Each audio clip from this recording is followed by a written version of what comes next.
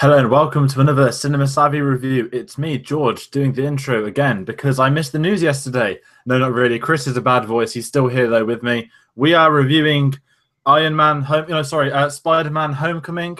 It's come out in America today. It's been out in England since Wednesday, but thank God I didn't see it on the opening day. I saw it last night. Unfortunately, I didn't do the news because I was watching that. A terrible decision, which I do regret entirely. We are without Tate. Similar to the news, I was watching Spider-Man. On our review, he's watching it. We're on early today because in approximately 7 hours I'm going to be on a flight, so I'm here doing this first very early, but I will be back next week to do also review on War of Planet of the Apes, the good film that comes out this week. But yes, Spider-Man: Homecoming. Chris, hello, how are you? Hello, yes. Voice is not doing too good, so expect many voice cracks along the way, but I'm going to give it my best. Yeah, Spider-Man: Homecoming was a very weird one, especially with us watching the Sam Raimi trilogy of Spider-Man films beforehand. You could argue that maybe that's influenced some of our review for this one, or maybe not.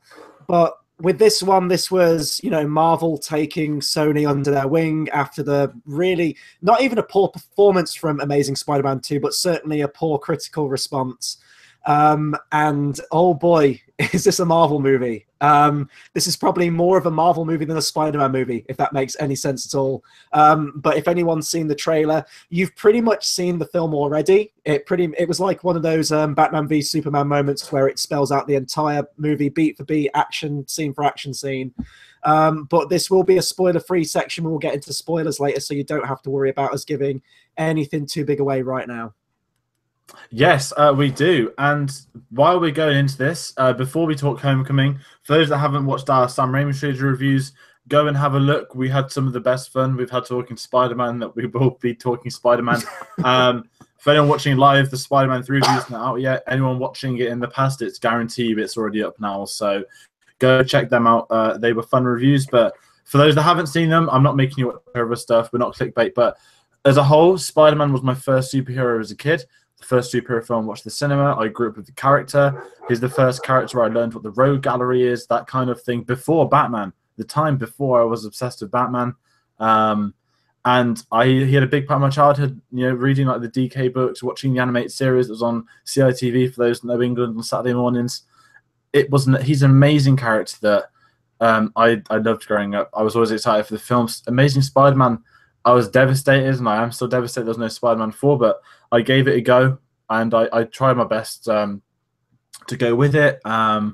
Unfortunately, it was awful, both of them.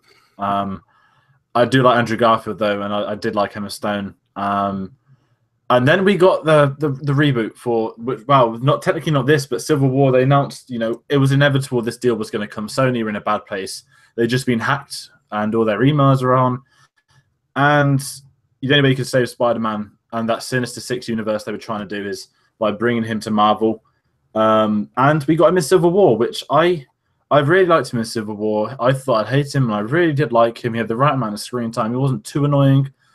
And I had a lot of optimism going into Homecoming. We had Michael Keaton cast as Vulture. They said it's going to be set in school. I was like, okay, I'm down with this. Obviously, Homecoming's the American version of Prom, which is what we do. So, okay, he's only going to be at school for one film, let's be honest, and he's going to go to uni. But and then the trailer started coming out, and I saw the whole film in 2 minutes. It was even point A, point B, point C in order. It wasn't like the film like done with different shots. It was the whole film on the trailers. Mm-hmm. So, yeah, I knew what I was getting. What did you think? Yeah, so pretty much what you said. I think our thoughts on the Spider-Man franchise so far are pretty much identical. Absolutely love the Sam Raimi trilogy. Batman was my first superhero movie I ever saw, but Spider-Man must have been like one of the second. And I gravitated towards Batman more, but I also gravitated towards Spider-Man because he was bright, colorful. He was like the complete opposite to what Batman was. And he also had that expansive rogues gallery as well, which was definitely a big drawing point. Loved the 90s animated TV show. And then obviously got into the Sam Raimi films. Loved all of those. Amazing Spider-Man. I remember going into that with a really negative attitude because it was still way too fresh after Spider-Man 3 for a reboot. I think everyone thinks that. Didn't care for it at all, like you, though I did like Andrew Garfield, Emma Stone. Amazing Spider-Man 2 was fucking abysmal in every way. Yeah, and then Civil War comes out, and they said that they were putting Spider-Man in there, and even then, it felt like a very last-minute decision. Like the Civil War graphic novel has Spider-Man play a big part in that. Well, we've kind of got to throw Spider-Man in there as a nod more to the graphic novel. But no, I liked it. The film does kind of grind to a halt to establish him as a character, but in terms of the action, it fits that scene, and he brings a nice bit of levity to the film.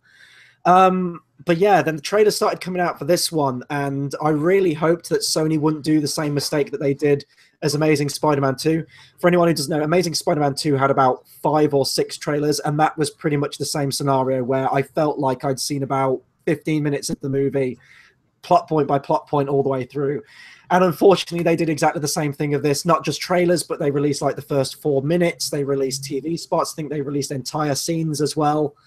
They were really trying to push this one out there. It was almost like, you know, the little wimpy kid that wants to get accepted into the big leagues. And that's pretty much what this movie was. Even like the character of Spider-Man himself in this one. So the plot for this film, Spider-Man Homecoming, for anyone that doesn't know, it picks up pretty much like a couple of months, maybe a year or so after Civil War. Peter Parker really wants another mission. He really wants to hang out with the Avengers, and it's him trying to prove to himself and to Tony Stark that he is worthy of the Spider-Man mantle. So I guess from there we can just get into our biggest positive and negative, right, with this film? Yep. We're not going to lie. We've spoken about this a lot. The best positive is the same for both of us, Michael Keaton. Yes, absolutely. Going into this film, Michael Keaton's on a renaissance. Obviously, Birdman came out, which was stunning. He's obviously been Batman before. What's the other man type thing he can add to his CV? Vulture. I don't know if there's any others he can still do, but I'm sure he can fly out somewhere. And, you know, he was a big part of this. Like, with the Marvel villains, they get a lot of big names, but there was something about Keaton being attached to it that just, there was something more about that than any other name. A lot of them, you know, they're sort of chucking it in like it's phony. They're getting their payday, a bit like Odin and Thor films, stuff like that. Whereas this was the first time I thought, okay, he could do something cool. Would have been in Spider-Man before John Malkovich played him, but you know what? Can't say no to Michael Keaton. And he seemed awesome in the trailers. Very different design, but the design of the character ties into the Marvel Cinematic Universe. I'm not going to go into full details on that yet for those that don't know, but it was in the trailers. And he was the best thing about this film. Every scene he was in, you just took it more seriously with just a bit more concentration because you just wanted to see more of him. Yeah, I've always loved Keaton as an actor. As I said, original Batman movie, think he's fantastic in those. He is my Batman. That's more a nostalgia thing, but I've always loved Keaton throughout his career. And since Birdman, it's nice to see that he has had somewhat of a resurgence in his career, not just with Birdman, but he did The Founder, which came out earlier this year, the McDonald's biopic, which he was great in. He's got an action movie coming out as well, and now he's in a huge tentpole movie like Marvel, which is great. He is, yeah, undoubtedly he's the best thing in this. I do like the design of the Vulture. I know we're going to get onto that more later, but if you look at the Sam Raimi films, they pretty much, for the first 2 films anyway, cast big star power for their villains, and that's what I felt that Marvel did with this. Everyone agrees pretty much that Marvel villains across the board have all been pretty much terrible. Loki's usually the exception to that rule, not bringing in the Netflix series out with like, you know, Kingpin or anything like that. But in terms of the films, they've all been pretty lackluster. And I'm inclined to think that that's the case with this one too. There's a lot of potential. I would have liked them to see them develop Keaton more. For the material he gets, he's fine. He's intense in the scenes he needs to be.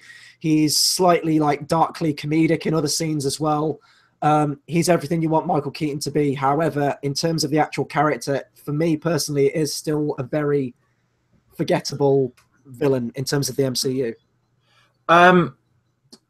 Well, I'd say he fits in with being an MCU villain. Yeah. He's not a Mads Mikkelsen.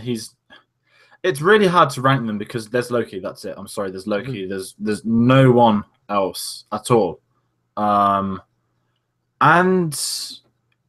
I think I'm not just because I've just seen this film, but Vultures, I think he's going to hold out as being one of the more memorable ones because of Michael Keaton, because he has some more, not intimidating scenes, but there's something about his character where every time he's mentioned, there's that sort of fear. It reminded me very much of Iron Man 3 before the twist with Trevor Slattery, that you know, you didn't want to speak to this guy. If he got called, it's because you fucked up and he's going to come get you. Mhm. And you don't want to do that. And that's what I felt building up to his character when we first see him in the suit. And I wouldn't say he's scary in the suit, but he's definitely got it in him to kill Peter Parker. Like, I know it's just a typical villain trait that they should do that, but this guy really is some, like, it'll be very hard. See, depending on what they do, we won't go into rumors and who might be the villain in the second film, but I feel like we have a memorable Marvel villain, but that isn't saying much that you have a memorable Marvel villain. Mm-hmm. They do a lot with his character in the initial setup, which I'll get into in spoiler section. But we've talked about this before, because we have actually talked about this movie quite a bit before our review right now. But we both have a problem with the state his character finds himself in at the beginning. When we see his real life, it doesn't really mirror his motives or what he initially set out to do at the beginning of the film. And I'll keep it as vague as that for right now. So what was your biggest negative, if you could pick one negative with this film? The biggest, right, this sounds weird. You just kind of said at the start. The worst thing about this film is that it's not a Spider-Man film, it's a Marvel film. And before people are triggered, that isn't because it's part of the cinematic universe. It's not that at all. It's because the plot of this film is Spider-Man trying to impress Tony Stark to become an Avenger. That is not what the first Spider-Man film should be. The first Spider-Man film should be Spider-Man doing something Spider-Man would do, something Spider-Man-ish. This did not feel like I was watching a Spider-Man film. And you know, yes, it's a Marvel film. Obviously, it's a fucking Marvel film. Don't say some stupid comment if anyone does do that. And if you watch Iron Man 1, you're watching an Iron Man film, not a Marvel film. You watch Iron Man 2, you're watching a Marvel film, not an Iron Man film. You watch Iron Man 3, you're watching an Iron Man film, not a Marvel film. There's that fine line between getting that right and getting that wrong. And this is wrong in all the ways it had to be wrong. And, you know, I don't mind if they had some cameos here and some links here and there. That's fine. That's what we come to expect from these movies now. But you're right. This, oh boy, was this Sony just trying to get into Marvel's good books and trying to cement their character and their future of the character in this film. And it's annoying because we've talked about this now and the whole superhero fatigue thing. And more so than any other superhero movie I've seen this year, this movie made me get to the point where I'm tired of these movies now. I feel like I need a break. And maybe it's watching the Sam Raimi films again, but I do miss the days of good standalone superhero films. But even like you said, like you can have an MCU film that is sort of a standalone film. Look at Ant-Man, for example, Guardians of the Galaxy, even Guardians of the Galaxy 2, that although it set up things for the future, it was still within its own universe. And I think that's what Spider-Man could have been. But yeah, it just tries too hard. And that's really the biggest fault of it. If I were to go with another fault, though, my own personal opinion, there's... they introduce a lot of characters in there in the whole universe of Spider-Man. And for the most part, I think they completely missed the point and characterization of them entirely. I can't name one of them because that's a huge spoiler, but Flash Thompson, for example, the school bully, nothing like what the character should be at all in any way. You couldn't be further removed from that character. And there's a lot of moments like that throughout where I think they've, as this is a foundation movie, as this is setting up for what all the future Spider-Man movies are going to be. And, you know, Marvel and Sony have a lot of plans for these. I think they want to do like a 5-movie series. They want to integrate it into Avengers. I think that their foundation is flawed, and it's really frustrating because every time Sony try and do this, they get some aspects right, but then they get others completely wrong. And I really don't understand why it has to be so hard. Pick up a fucking comic book, read like the most famous story. I was mentioning this on the news yesterday. Pick the famous story, look at the characters, look at what it means to have those characters and what they contribute to the actual world, and just fucking film it and just do it. It feels like they're trying to be different for the sake of being different, and that's what Amazing Spider-Man tried to do, and it seems like they're falling into the same trap with this one as well. Oh, they're definitely in that trap. It's when someone says, okay, think of an iconic storyline this film's done, I'm like, well, I'm thinking, and the only connection I can make is that Vulture's Spider-Man's first villain. But technically, isn't Captain America this iteration of Tom Holland's first villain, that he stole the shield? And that the whole point of that's demolished in the film because Tony Stark has a go at him and says some things about that fight. But one thing I have to address, I know that's, I wouldn't say it's a spoiler. In the trailers, they had them terrible video vlogs, and was released online last week that the vlogs were the opening scenes of the film. My gosh, I've never ever been this traumatized watching a superhero film. If I wanted to watch Spider-Man on my phone, I'd go illegally download it and watch it on my phone. I want to go watch Spider-Man at the cinema, and the vlog stuff, like, why? There was no need for it. Like, it worked in a trailer or two as a viral marketing campaign, but you don't do that in your opening scene for like 5-10 minutes, and it doesn't stop. It doesn't stop. And I guess like there's a lot. The one thing we've got to address is Spider-Man. Tom Holland seems like a very likable. I wouldn't say he's a kid because he's my age in real life. That's how messed up this is. I feel that Tom Holland is the right casting, and I think he's one of the strongest points of this film. So Michael Keaton was the best thing, but Tom Holland's probably in it second, and he's going to headline this, not just the Spider-Man films, but in the future the Avengers films. Kevin Feige has confirmed that as well. But I liked him, but I feel that he hasn't got the material behind him. It's like Andrew Garfield again. The rest of it isn't there. He's there, and they've got themselves a good Spider-Man. They've got him on a good picture deal to do what they want with him. But when Spider-Man's basically in an Iron Man suit, and that's what it's going to be from now on, it's like you're wasting this kid who could do some stuff. And he's great at the whole nervous. He's amazing at being a loser. I will say that. There's a scene when he's trying to ask someone out and he can't like say anything. And I dug all the Peter Parker stuff of him at school, but it's the rest of it around him that I couldn't get behind. See, I like Tom Holland in this movie as well, and I liked him in Civil War quite a bit. If with the age that they're going for, the high school thing, they've touched on it in other Spider-Man movies, absolutely. But this one seems like this is where it firmly wants to cement itself. Maybe in the sequels, he'll go to like college and university and things like that, and the character develop that way. I really liked him in this. However, I agree with you. There's no real stakes to the character, at least not his suit. I mean, his suit, I described it as the living embodiment of the Batman utility belt from 60s Batman. This thing has every gadget for every situation. There's no tension to any action because you know he's going to get out of it, not least the fact that they've confirmed Homecoming 2, 3, and all the Avengers films with him in. But in terms of his performance, he's never given any moments of weight in this film. He talks about wanting to integrate into the Avengers a lot, but they seem to just stick with that one plot line and character trope throughout the entire movie. And there's only so many times you can say that in a different way before it gets incredibly repetitive. If you look at, hell, even like Andrew Garfield, even Tobey Maguire, yes, they did have the moments of action. Yes, they did have the moments of comedy, but there were moments in those films where they did get to do some genuinely dramatic stuff. I can't go into it right now, but really with this film, there's only one scene towards the end where there's a glimmer of that. And had this film had more of those moments, it focused more. And I will say that Robert Downey Jr. wasn't in this movie as much as I thought he was going to be based on the trailers. But because we are tying it into the Marvel stuff so much, it doesn't seem to be as focused on his emotional state as much as I would have liked. And I think Tom Holland, if given the right material, could be a fantastic Peter Parker. As of this stage, I'm not going to go and compare them. I don't know at this stage. I'll have to see him in future ones. But he's fine for this movie. He is fine for this movie. I would have just, again, like Vulture, I wanted to see a little more from him. Yeah, more of him, less of the others. And I'd say we go into the big bad. Not big bad. Let's go into Tony Stark because the trailers want him second in command. Let's be honest. He's all over the posters the most. Yeah.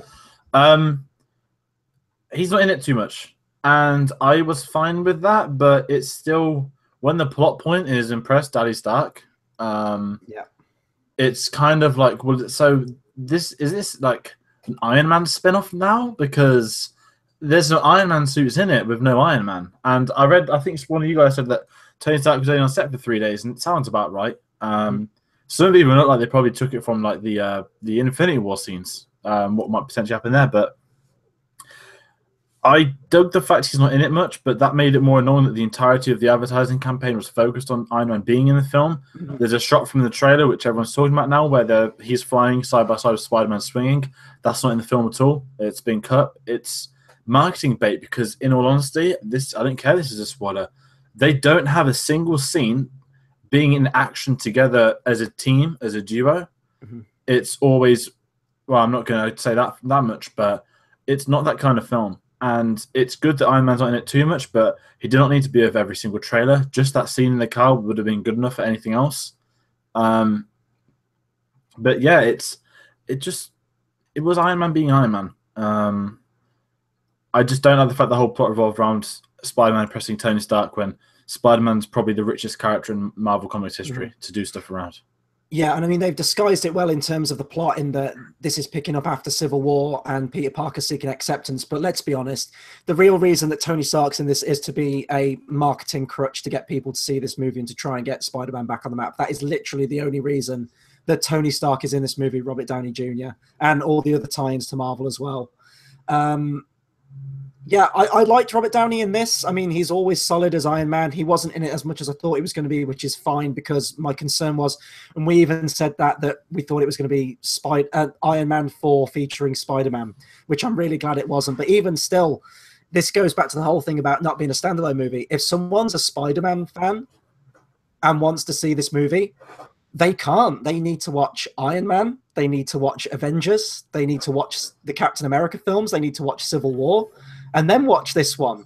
It's a lot of homework, and we can do it because we've watched these movies since the start. If someone's catching up on these movies, oh boy, you know, they're not going to stand a chance, and that's the problem. And I think the problem they're ultimately going to arrive at with these movies, not least the fact that we'll get into it in spoilers, but where this movie takes place, there's a lot of time jumping around at the start, flitting back in the past around the time of the first Avengers movie, flitting forward.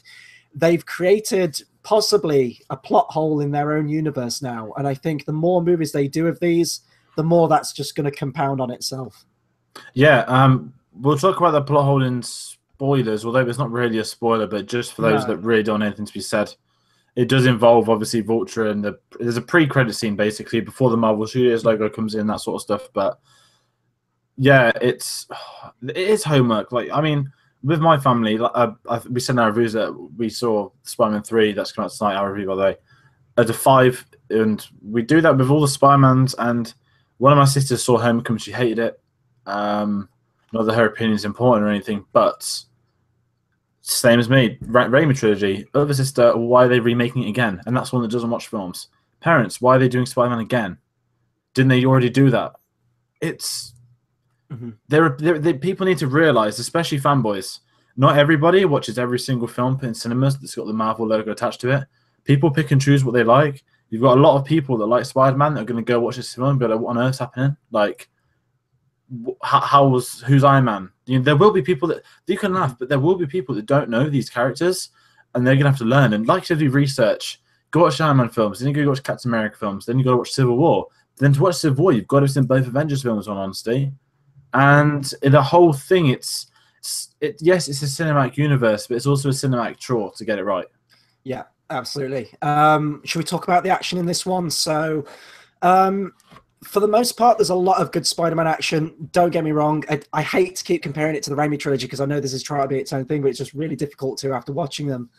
The action in the Raimi trilogy has punctuation to it. It has gravity. It feels really well planned out and choreographed and visually spectacular. In this one, it's very ground level for the most part, and that filters into the plot because Tony Stark says to Spider-Man, stay ground level a little bit. Your biggest action piece, really, this isn't a spoiler because you see it in the trailer, it involves a plane, and there's one that involves the monument at Washington, D.C. They're really your two big action scenes in the entire film. It's fine. I will say that the plane sequence in the film does get mired in shaky cam. It felt like I was about to have a seizure with all the flashing lights. It was very difficult to focus on some things in it. The best filmed action scene is probably the one at Washington. Nothing really wowed me, though. It was cool seeing Spider-Man again on the big screen, and he has a lot of new gadgets in this film, which did make it feel a little bit fresh. But again, maybe it's just because of the trailers. I felt like I'd seen all the action scenes before seeing the actual movie, which left no surprises for the actual movie for me. I was never surprised at all with this movie, really. No, you knew exactly what was coming next. When, the first third was like not interesting, but it was okay. We're seeing the character of Peter Parker and how is he doing school, how is he being a superhero as well, how is his daily routine being, and then, the ferry. Oh, well, this was in the trailer. This is going to get split in half. He's going to put it back together. Iron Man's going to come in. Iron Man's going to save the day. Iron Man's going to tell me, you've been a naughty boy. I'm taking your suit away from you because a Spider-Man film is going to involve Spider-Man not getting his suit. Mm-hmm. Spoiler alert, it's quite obvious he's going to get it back. He's only on a 10-picture contract. And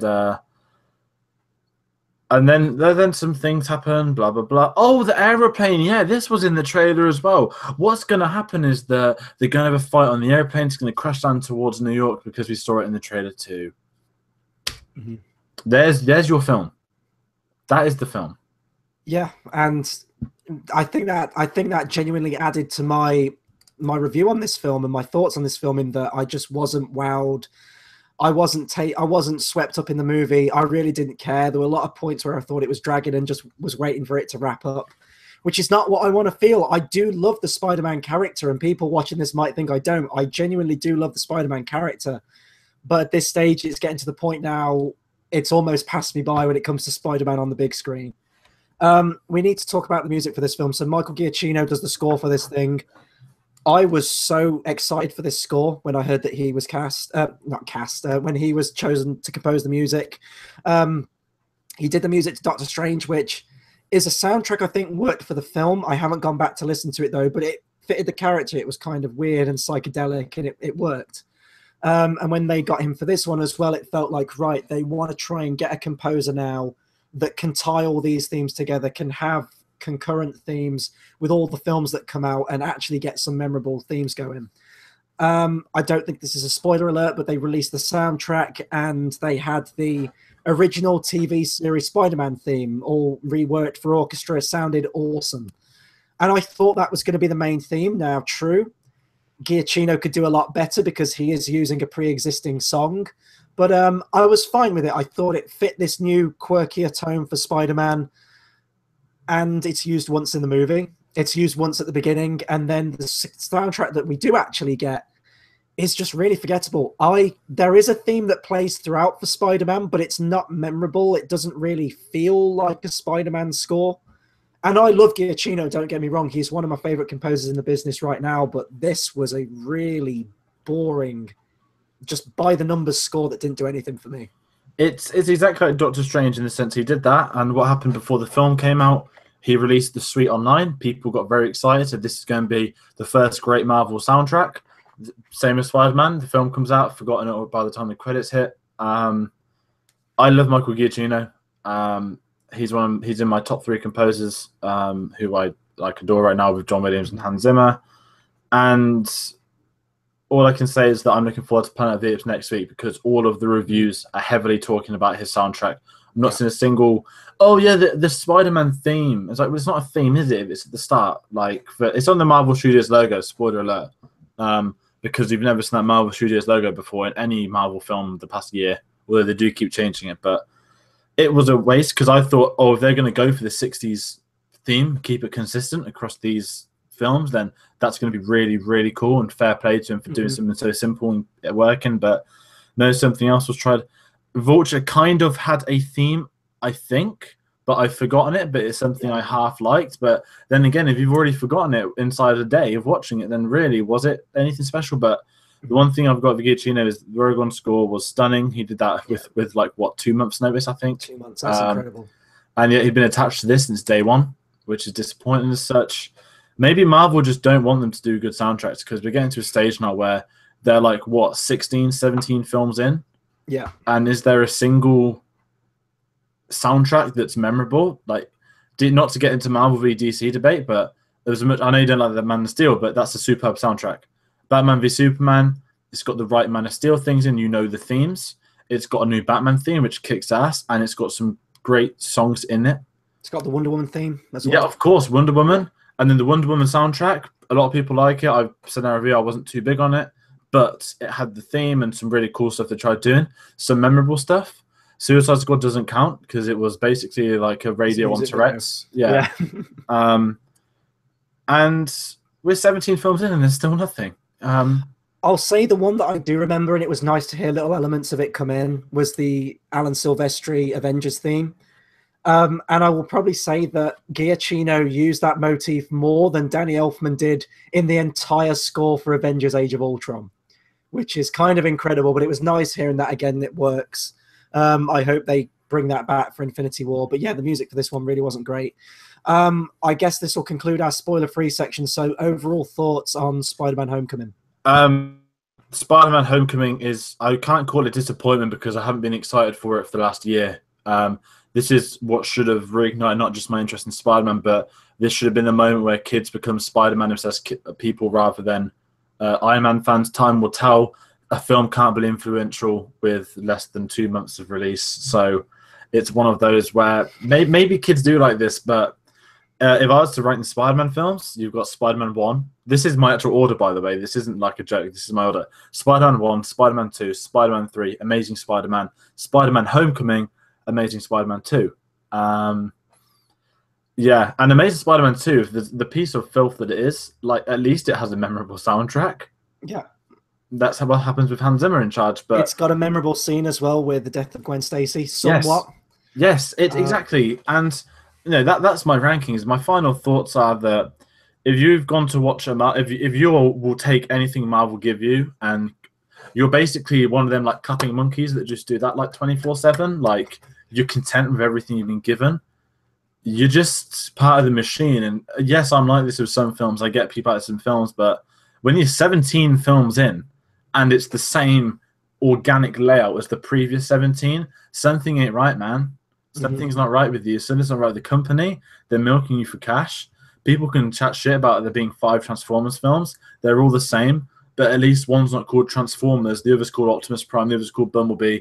The other's called Ironhide. And they're all the same film, but with different colors and different names. That's what the Marvel Cinematic Universe has become now. And all honesty, like I said a year ago, I'm done with comic book films. I had reignited interest due to a couple of good ones that came out, but now I just feel done with it completely again. And I want to come out of saying of that. I think my friend's like, how can you think this is bad? This is the best Spider-Man film. And I was just there. Like, I look like Donald Glover in this film, just confused. The thing is, I've seen a lot of people really love this movie, like genuinely love it. I think it's going to come down from this. Don't get me wrong, this is the opening weekend, but it's on 94% based on 188 reviews on Rotten Tomatoes. I can't fucking believe that. That is ridiculously high. For me, my thoughts on this is the safest, most generic Marvel movie we've probably had in a long time. This isn't a Spider-Man movie. It really isn't. You've taken the Spider-Man character and you've padded it and just stuffed it with all of this Marvel nonsense to try and integrate it into the world, which you really didn't need to do. We know that Spider-Man's in the world. You can have Robert Downey Jr. in there, but there's so much padding that it takes away from the core of what Spider-Man is. There's loads of characters they throw in there as cameos and stuff, but they don't feel like the comic counterparts. And like Amazing Spider-Man, it hasn't made me excited to see the continuation of this Spider-Man iteration. I could really take it or leave it at this point, and that's not what I wanted. When I heard that Marvel were getting the ownership of this character, well, part ownership to make these movies, I was really excited because I thought it's going back home. Like even the name, like Spider-Man: Homecoming, it feels like it's going to be in safe hands. And if I don't know where I'd rank the Spider-Man movies at the minute, I've only watched this movie once. I'd have Spider-Man 2, Spider-Man 1, Spider-Man 3, Amazing Spider-Man 1. And as of right now, I can't even believe I'm going to say this. I'm going to have to watch The Amazing Spider-Man 2 again. This might even be my least favorite. I don't know yet, though. I will have to watch them again. There's some good bits in this, but the bad really does outweigh the good. And that's pretty much my thoughts on this. People are probably going to drop all the hate mail. I don't care. Bring it on. This is just our own personal opinion. You don't have to agree with it.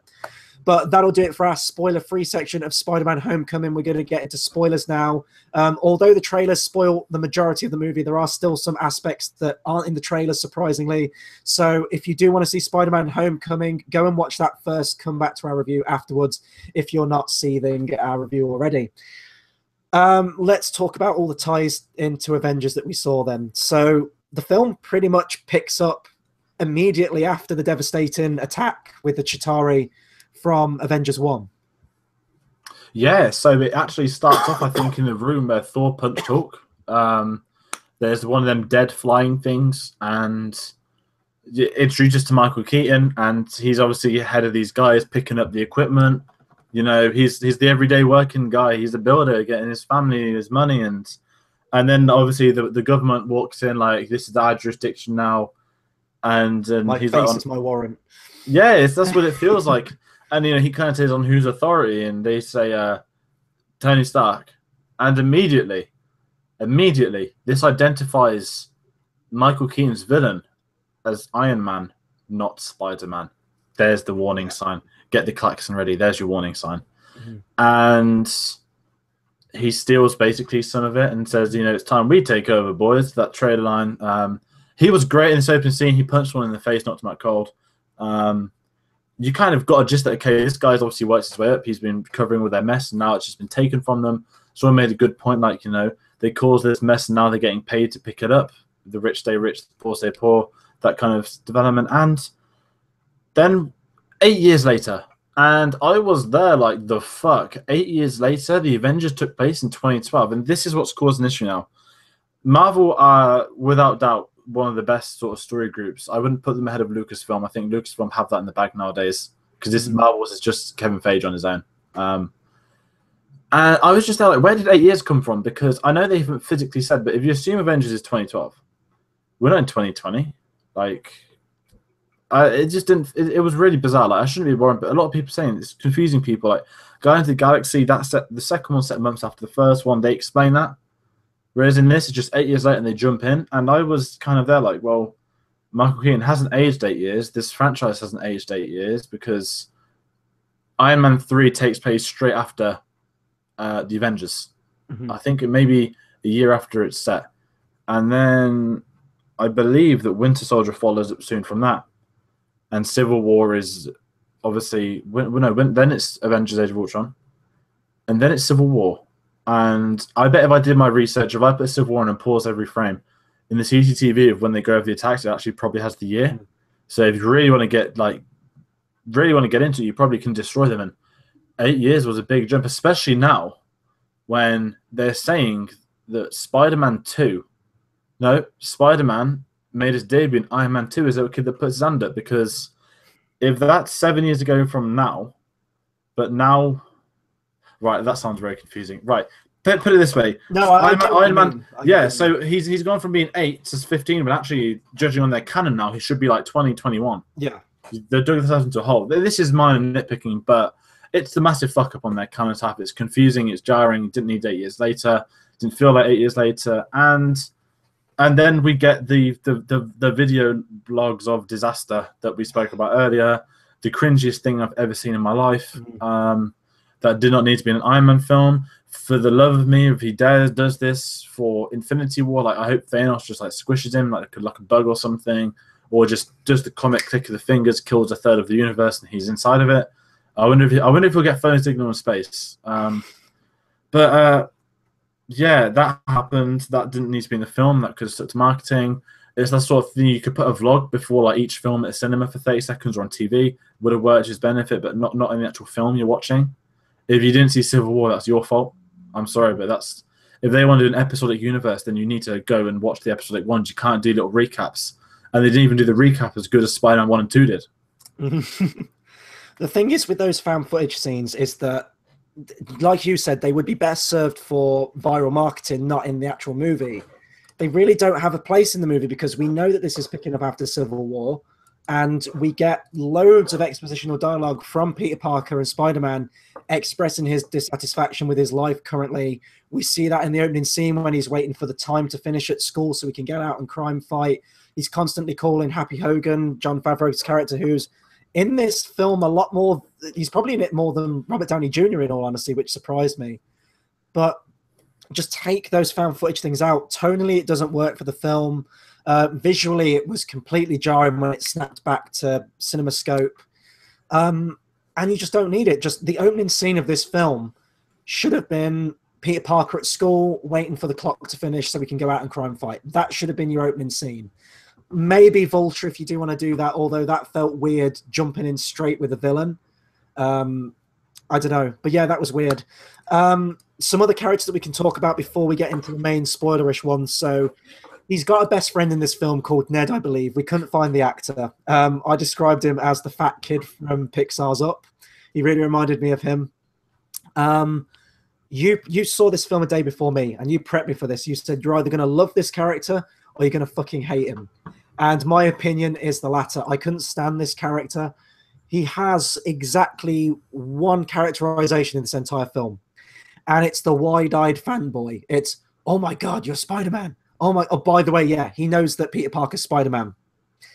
Get used to that, because the thing towards the end of the film, which really fucking irked me about that. It's in the trailer though. Well, yeah, Ned again, his identity is, yeah. Again, another spoiler in the trailer. But yeah, he's just, oh, this is awesome. Can you do this? Can you do this? Oh my god, you're Spider-Man. And that's all the way through the movie. And I'm sick of Marvel keep thinking they've got to have the comedy sidekick character, whether it be Thor, whether it be Ant-Man. You just don't need it. And I think that, again, a problem I have with the characterization of Spider-Man, and I know that Spider-Man's had friends in the comic books before, but the Peter Parker that I like is the one that's alienated. He has no friends. He doesn't even have geeky friends. He has no one. He's just this like shut-in, nerdy, weird, strange kid who doesn't say anything. That's the Peter Parker I like.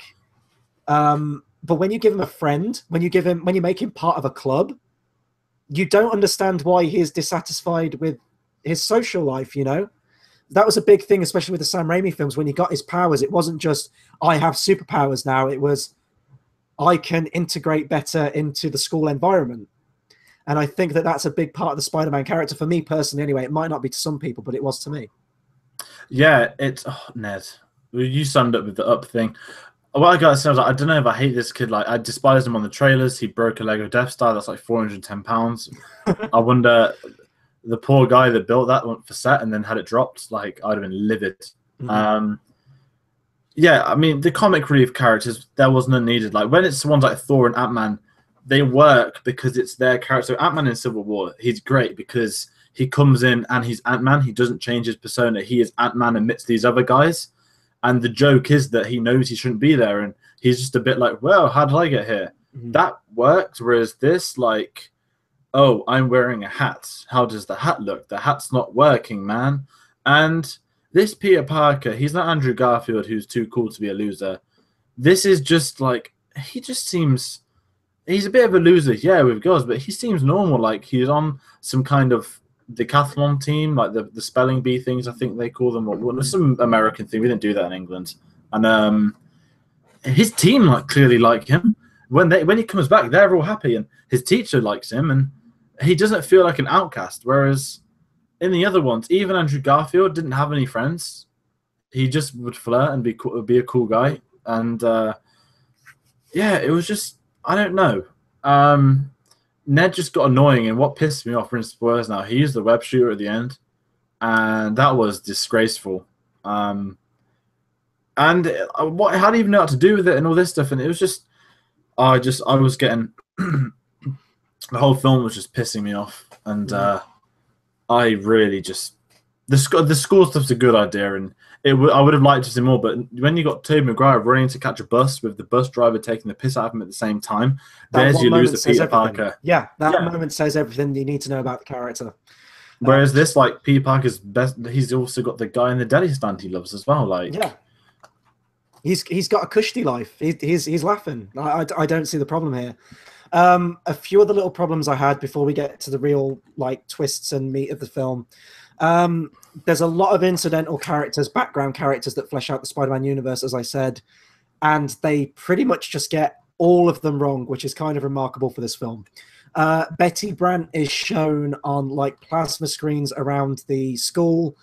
She's part of this like mock-up news report thing, like giving school news and things like that. To my knowledge, anyway, that is not the Betty Brant character. She works at the Daily Bugle. Yeah, that's the Betty Brant character. She was nothing like her character. You've got Flash Thompson, who's played by, I don't know his name, the kid from Grand Budapest Hotel. God. Yes. Grand Budapest. Well, we're not Wes Anderson fans. But I've got to review a Wes Anderson movie for next episode of Film Club. That's going to be fun. I'm sorry that I'm at Silverstone. Had to miss it. Please, no one follow me at Silverstone. And basically, yeah, the character of Flash Thompson in this film because He was amazing in the first one, Joe Manganiello, who's now Deathstroke. Like, that's not a bad change going from not Flash Gordon, from Flash Thompson to that. That's twice you've done And that. in the second one, I know, in Amazing Spider-Man, he was in it. He was just some bold. He just seemed like a stupid jock. Whereas this one, like Flash Thompson, like he's more of a loser than Peter Parker. Like he's the reserve in the decathlon team, and he's rich. So, you know, that's not a bad trait, and it's nonsense. And when you've got the so-called bully at a house party who thinks he's at DJ Khaled, like rapping like when I say Peter Parker, and I'm there like 10-year-olds are going to find this funny. You aren't a bully. You are a kid that would, in real life, would get beat the shit into. You aren't the school bully. You're the weirdo that gets bullied by everyone else, and they're laughing at you, not laughing with you. And that's what I felt like the whole of this film. I was laughing at people who found this funny, not laughing with them. And as someone that he wasn't the worst thing about was that he suited Grand Budapest is just a film I didn't like myself. But he suited that, and he wasn't actually bad in it. I just didn't like the film. It wasn't my type of film. There's nothing against the crafting of it. But in this, like, oh man, like you just want to see him get beat the shit into. And you meant to think they're buddies, but this isn't because of that reason again. And he was just awful. Like, I don't know. They should have just left it blank and had him. The only fun thing about this is that he come out in an interview at the red carpet. Said, "What's the best thing about being a Spider-Man?" He says, "Well, I got laid and I told someone." Like, that's the sort of thing Flash Thompson would say.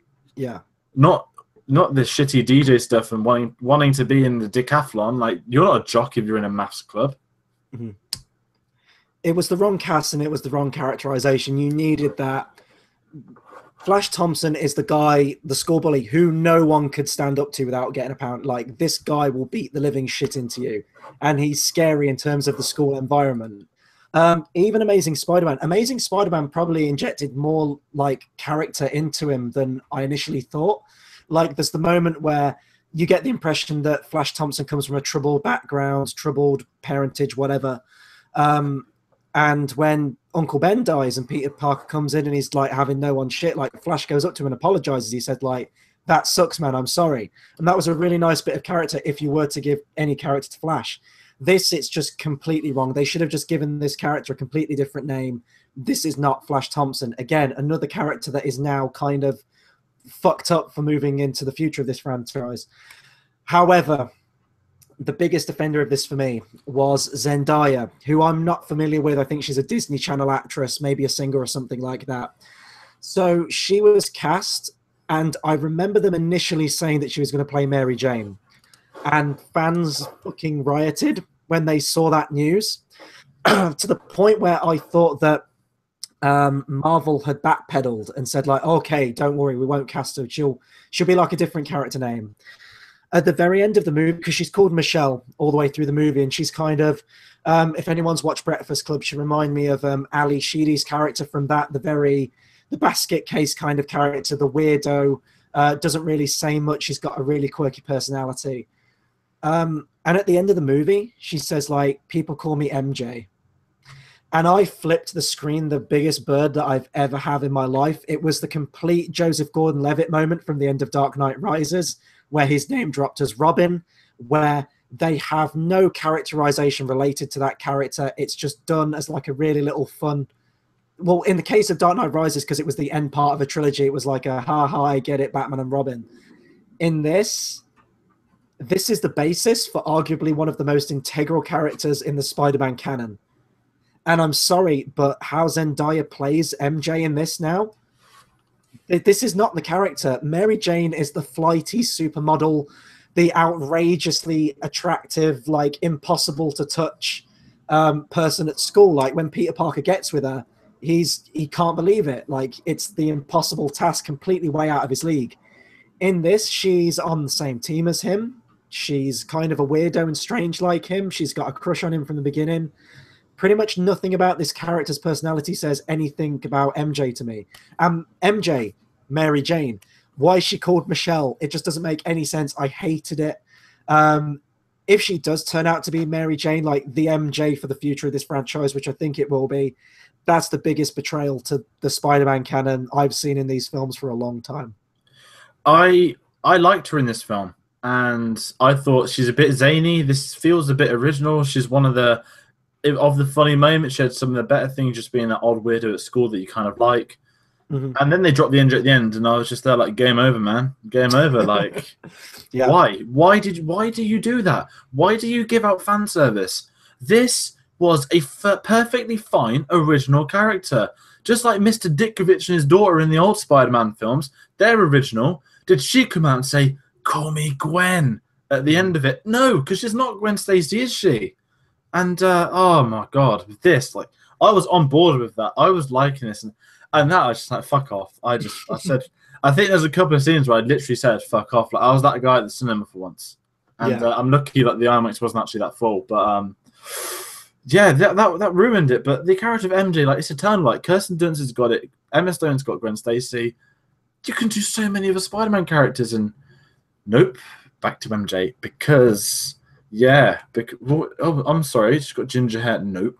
I mean, the person that played in Amazing Spider-Man 2 got a bad deal. I forgot her name, but she's out of that terrible Divergent series. And they cut her scenes because they confirmed she was MJ and she was getting so much abuse, they cut her out of the film. In this, they just went about it saying, no, she's Michelle. It is basically the John Harrison. But it would have been like if he was called John Khan at the end of that film. And... God, I was so on board with it until that. Like, why can't she be someone original? Why can't she be someone new? Ned's new. Did you turn around? Did he get the end to say, "Call me Harry Osborn"? Oh my god! Can you fucking imagine if they'd done that? But like, exactly, and I was just there like confused because she was one of the best bits about it until that, and it's so sad that one stupid pathetic line can really destroy a character. But it has done. It has done, and. The other thing, saying it now, the twist of the Vulture being the dad. I read a rumor a month ago that the Vulture was going to be someone's dad, and I thought it was her because of the Vulture being the guy that's got the working class job of, oh man, they took our jobs, took her, you know, the whole South Park meme. And you think, well, this girl looks like the school tramp weirdo. Peter's friends with her, so she's probably Vulture's daughter. And it turns out being the rich girl's dad, the rich girl's Vulture's daughter. So he's really talking about being poor when he's now not. Whereas if she'd have been Vulture's daughter, that would have been awesome because they could have played a Harry Osborn type dynamic like there's in the old ones or something. Because she looked like a tramp, she looked like she had a lot of money. She was with them, and nope, it's the rich girl and MJ. And I was just there like, no, they've really good chance to do something cool with that, and you'd believe it. But I cannot believe the Vulture's daughter's the really rich one at school, and the poor, dodgy looking. Well, no, not dodgy looking, but. The poor one that's the weirdo at school that gets bullied and does all that weird artsy stuff. She stays in detention because I think she wants to see her parents or something like that. And it's all there for her to be the Vulture's daughter, but no, she's MJ. Yeah, and speaking of that twist, actually, I mean, you told me about that you thought it was going to go the route that Liz was going to be the Vulture's daughter. So with hindsight, I don't know how I would have reacted to that twist had I have not known that was coming. It's fine for the movie. It adds the drama into the point of the movie that it needs to be. And it does lead to one of the best Michael Keaton scenes with that really intense scene in the car where in the trailer he says, like, don't mess with me because I will kill you and everyone that you love. That was a great moment. I didn't really like Liz, though, the character in this film. I didn't feel there was much chemistry there. I did like the bit where he asked her to the homecoming dance, and it reminded me of the awkwardness of Andrew Garfield. But besides that, I never really felt anything towards that. And even the big twist, like, because I knew it was coming, or I at least had an inclination that it was coming, I didn't feel anything. And essentially her character's like out of the movie now. Like, they move states at the end of the film. She's out of it. They're going to make way for MJ, I guess, now for the sequel.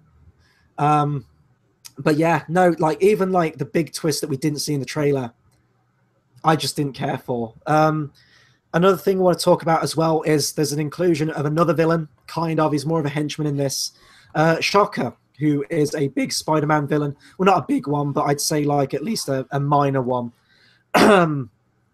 He has the power of the Shocker, and that's about it. There's no character there, really. He doesn't wear the mask. The Shocker is one of my favorite looking Spider-Man villains. He does have a very similar mask to Spider-Man. It's all yellow, and he does have like the yellow sleeves, and that's about it. There's really not much worth talking about. There's like a little action scene with him at the beginning, and then it changes. Yeah, it's wow. Yeah, there's two shockers, and one of them looks exactly like Luke Cage, and it's really hard to not see Luke Cage. Did you watch Luke Cage in the end? I've seen. I will be watching it before Defenders comes out. I have seen him in Jessica Jones. Because there's I'm not going to give it away, but towards the end there's a villain character who has like this supercharged super strength glove, and it really reminded me of the shocker glove in this. Yeah, and it's just the shocker glove was just. I'm sure. Yeah, it was just like, okay, he's henchman, and oh look, Michael Keaton just evaporated one of them, and you summed this up. I thought that was a great moment, and then you said they ruined it by him saying, "Oh well, I didn't mean to kill him with that one." No, kill him with that one, and he's the badass. And I thought, you know what, that's true though. The best villains are the most savage ones. Look at Green Goblin. He went in and he killed all of his bosses. He killed the rival company. He blew them up. He just killed people. He didn't say, "Oh, that was a mistake," wasn't it? And even like Electro to a degree, even weird zombie thing in The Amazing Spider-Man 2, that Green Goblin apparently, even that just went in and killed her, no questions asked. Oh, I didn't mean to not kill her. Whereas this man, just be Vulture. Stop trying to appease the little 4-year-olds watching at home. You can't, and like, life's not easy, kids. If you get evaporated, you get evaporated. It wasn't an accident. That's going to be the quote of this review, right there. That's the quote of this review. I'm sick of this pandering to the younger audience now. Like, you need to fucking grow up. When I was 5 years old, I watched Green Goblin beat the shit into Spider-Man at the cinema. There was blood everywhere. I didn't turn into a raging psychopath. Instead, I fucking grew up with the age. I grew up watching South Park.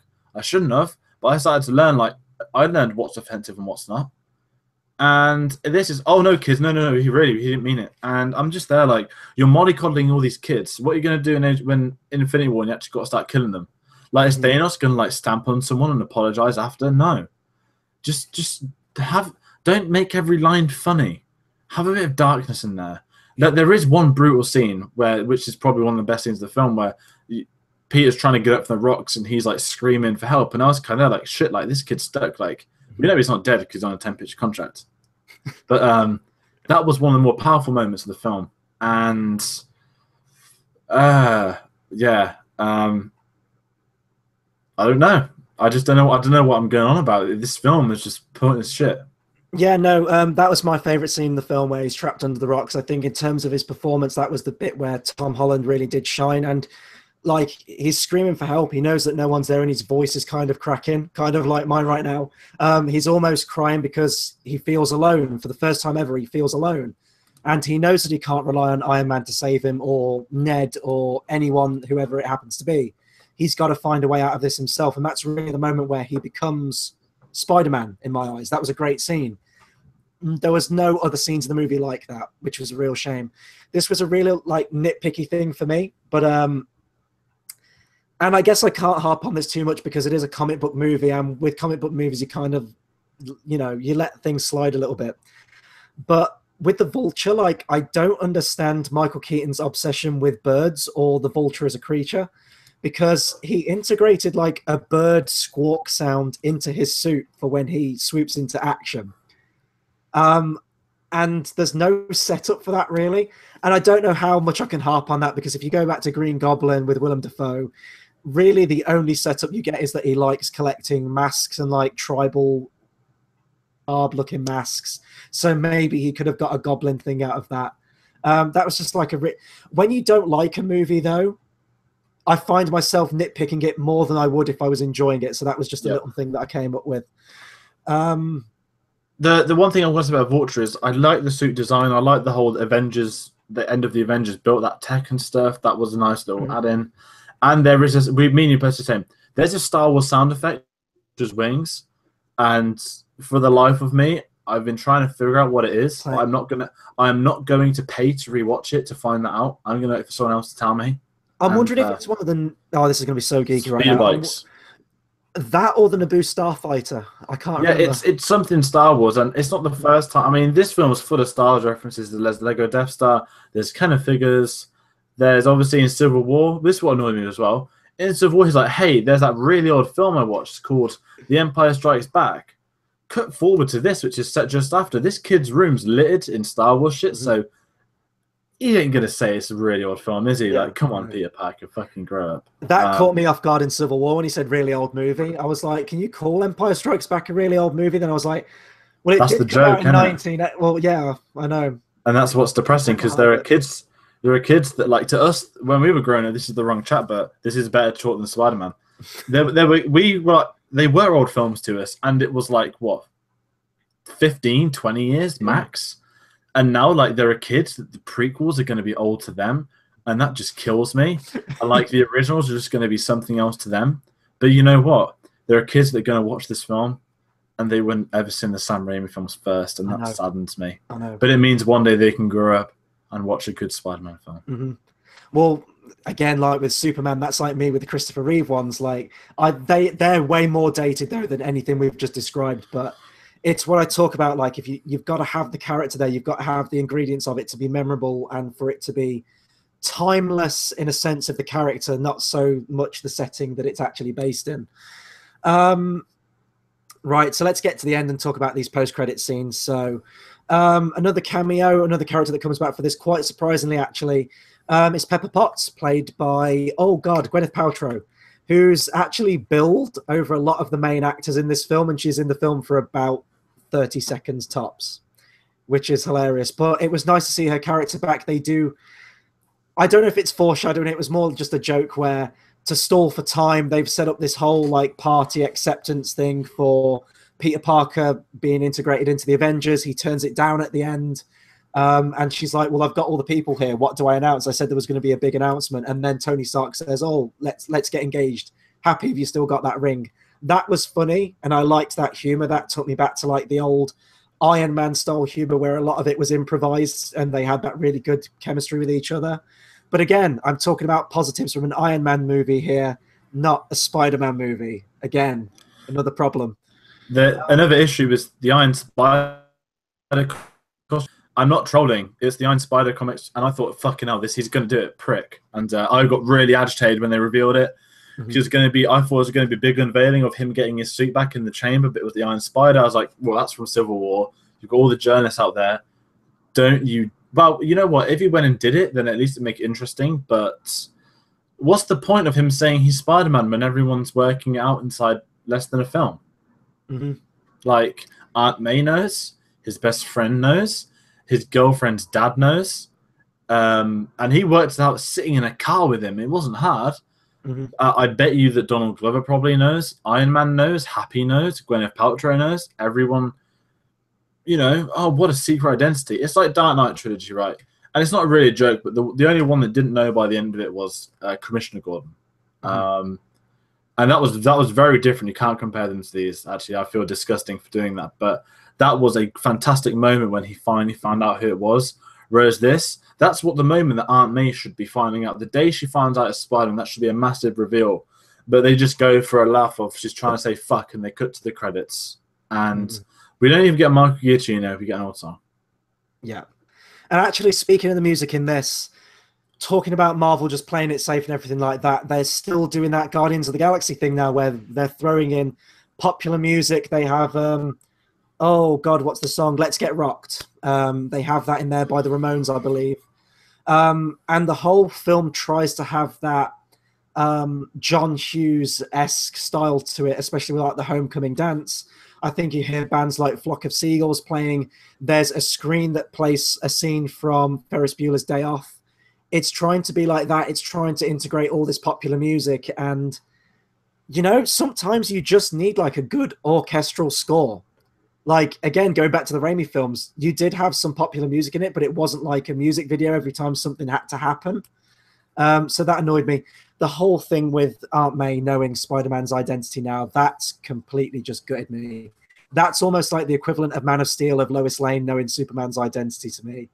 That is just inherently a betrayal. And also, what's the next Spider-Man film? Not Spider-Man 2. He's going to be in 2 Infinity War films first. So we're not even going to see the immediate reaction. No. We're going to be there in the future after some time has passed, and that just destroys it for me. I guess this brings us on to the post-credit scenes then. So the first one, we see that, because the Vulture doesn't die at the end of this movie, they're clearly going to set him up because Sony are really set on doing that Sinister Six idea, so I guess they probably wouldn't kill him off. He's been led to prison, and he bumps into a guy who he met previously in the film, who it turns out is actually going to be Scorpion, probably in the sequel. He's played by the actor Michael Mando, who I've seen in Better Call Saul, season 3. I'm not sure if he was in series 2. He's a fantastic actor in that. And he's kind of playing exactly the same character in this, like, crime boss, very shady kind of character. If they do get to Scorpion, I'll look forward to it to see what the costume looks like. It's nice that they'll be doing a villain that we haven't seen before on the big screen. But in terms of the actual character, there's really not much to him in this one. Maybe you'll get some more setup. And he basically says to Vulture, like, word on the street is, you know who this Spider guy is. And because at the end of the movie, Spider-Man saves Vulture, he doesn't divulge Peter Parker's real identity. That's your first credit scene. I thought that was fine. It gives nice setup maybe to Scorpion in the next one. The fact that all these villains are already talking with each other in prison to set up for the future Rogues Gallery. The one after the credits, and I guess we should say that Captain America crops up throughout this movie as well. He's in the trailers, though. He's in the trailers as well, don't worry. Oh, is it? Oh, of course he is, yeah. He's basically shown on TV screens for, like, less like life lessons and gym coaching. Like, he's got his own gym workout video that they play in gym. They play a screen telling students why detention is bad if they get detention.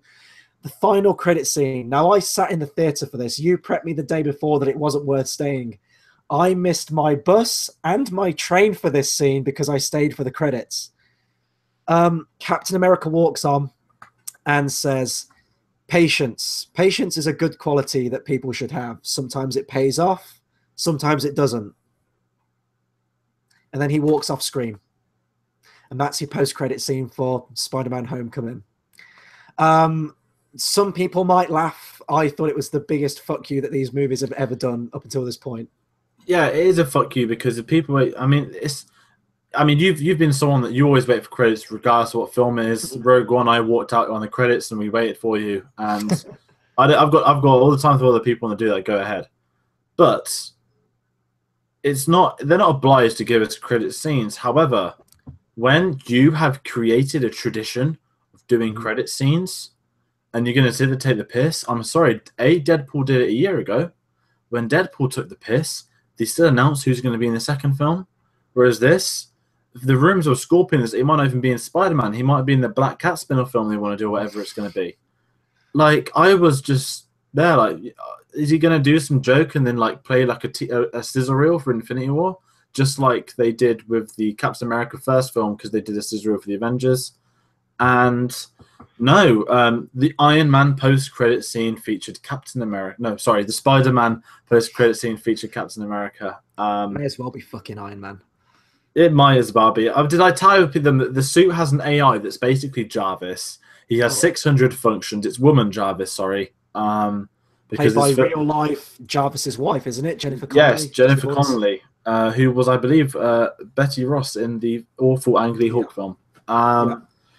And he has everything given to him on a plate. He's got like auto lock for all his webbing stuff, and it just meant, well, Spider-Man, you've got no spider sense. You've got web shooters, which I know is the comics, but you've actually got one superpower, which is climbing up a wall. You can't do anything else. I'm sorry, but like you're pointless. Yeah. And that's why I've always stood up for organic web shooters. I know that we've had a long comment that kind of spelled out why we're wrong for thinking that. Yeah, I pretty much said everything. Stan Lee has his obligatory cameo in the movie too.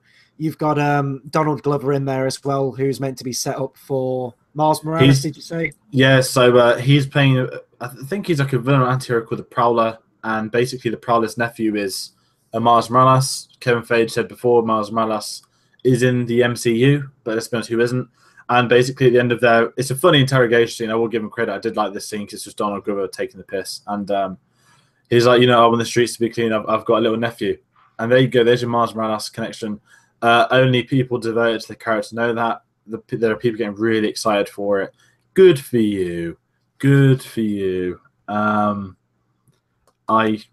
don't actually have much left to say on this. No, that's it. I have some immortal memes I can make. There has been a fantastic meme that's gone around.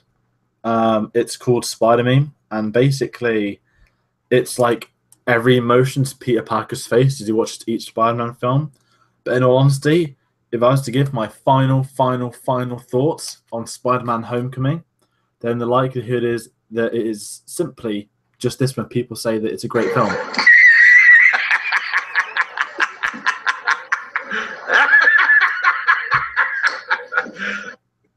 There we go, people. My thoughts on Spider-Man Homecoming. Yeah, pretty much exactly the same. So that'll do it for our review on Spider-Man Homecoming. Be sure to comment, subscribe, let us know what you thought of this film. Did you love it? Did you hate it? Which is your favorite Spider-Man movie? Anything related to Spider-Man, please do drop us a comment. In terms of what's coming up on the channel, next week our review will be earlier again. We'll be doing a review for War for the Planet of the Apes. Mine and your one of our most anticipated movies of the year. Cannot wait for that one. Hopefully it's a lot better than Spider-Man Homecoming, but I'm sure it will be. We've got loads more shows coming out now as well. So hit that subscribe button, like, comment, share, subscribe. I've already mentioned that. All that good stuff. Apologies for the voice again, folks. Hopefully I'll be back to full health by the next review. And until next time, we'll see you guys then. Thanks for watching.